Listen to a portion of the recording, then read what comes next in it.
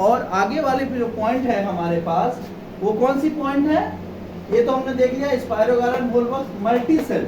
Most plants and animals we see around us including our self, मतलब इसमें अपने आप के बारे में बोला जा रहा है। अब our self are made up of millions and billions of cells. Human beings किससे बने हुए बेटा?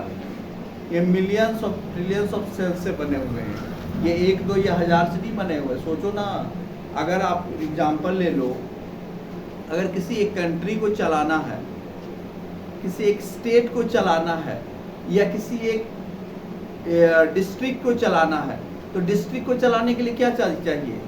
एक डिस्ट्रिक्ट मजिस्ट्रेट रहता है, वो सारे डिस्ट्रिक्ट को रन कर लेता है आराम से। वो क्या हो गया? सिंगल सेल्ड में हो गया, है ना? वो क्या हो गया बेटा? वो सिंगल सेल्ड में हो गया। उसके बाद अगर एक उसके बाद आ गया फ्यू सेल्ड। अगर एक सिंगल सेल्ड क्या हो गया? सिंगल सेल्ड में क्या हो गया? एक पर्टिकुलर बस एक डिस्ट्रिक्ट को चला रहा है तो एक डिस्ट्रिक्ट मजिस्ट्रेट चला लेगा।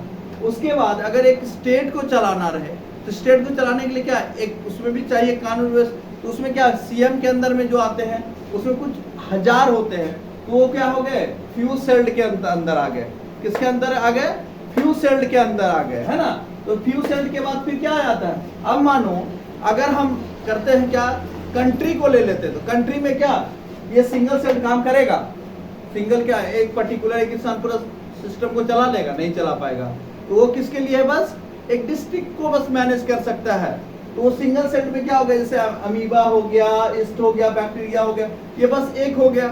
उसके बाद हो गया आपका फ्यू सेल, सब में इसमें स्मॉल प्लांट्स वगैरह आ गए, इसमें स्पाइरोगोरा एंड वोल्वॉक्स है। तो इसका एग्जांपल हमने किससे दे दिया? एक स्टेट दे दिया। मान लो जैसे झारखंड हो गया, बिहार हो गया, और अदर स्टेट्स की बात कर सकते हैं हम। तो ये सब हो गया। तो इसमें क्या हो गया? इसमें 100 और फ्यू थाउजेंड्स ऑफ सेल।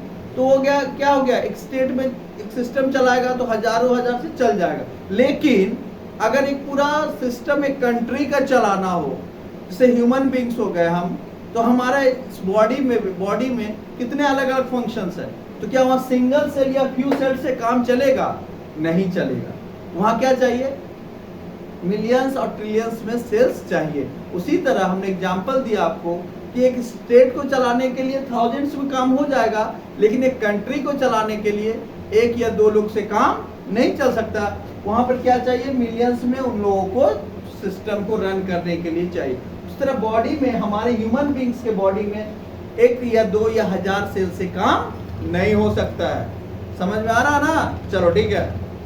उसके बाद आता है multi cell. Most plants and animals we see around us including our cells are made up of millions and billions of cells. Example, human beings and mango tree.